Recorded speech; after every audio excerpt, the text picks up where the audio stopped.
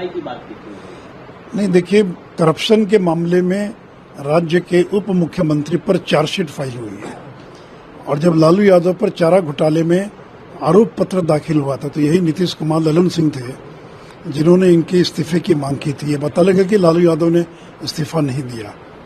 और ये जो जमीन के बदले नौकरी का जो मामला है, रेलवे की नौकरी, ये तो सारा मामला ललन सिंह का उठाया हुआ है। 2007 में जब मनमोहन सिंह प्रधानमंत्री थे तो स्वर्गीय शरद यादव, ललन सिंह, इन लोगों ने मिलकर ज्ञापन दिया था, दस्तावेज दिए थे और कहा था कि सीबीआई की जांच हो, लेकिन सीबीआई की जांच हुई नहीं क्योंकि लालू उस समय रेल मंत्री थे। तो ललन जी के दस्तावेज के आधार पर कार्रवाई हो रही है और अब आपने हाथ मिला लिया, आप गले मिल गए लालू यादव से, इसका मतलब कि आरोप खत्म ही ना हुआ। और ये जो कह रहे कि केस खत्म हो गया था, मामला खत्म, प्रमाण दे बताए, कभी केस बंद नहीं हुआ, न कभी केस बंद होता है। तो आपके दस्तावेज के आधार पर तेजस्वी यादव और उनके परिवार को चार्जशीट दाखिल हुई है।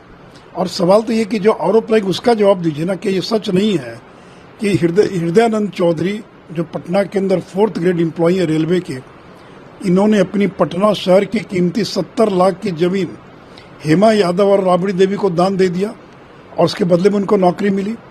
एके इंफोसिस्टम प्राइवेट लिमिटेड, जिस कंपनी को 1 लाख में तेजस्वी यादव और राबड़ी देवी ने खरीद लिया, 1 लाख में, और ये वही कंपनी एके इंफोसिस्टम प्राइवेट लिमिटेड जिसके पास करोड़ों की जमीन है और जिसके ये 1 लाख में मालिक बन गए। और जमीन कहाँ से आई?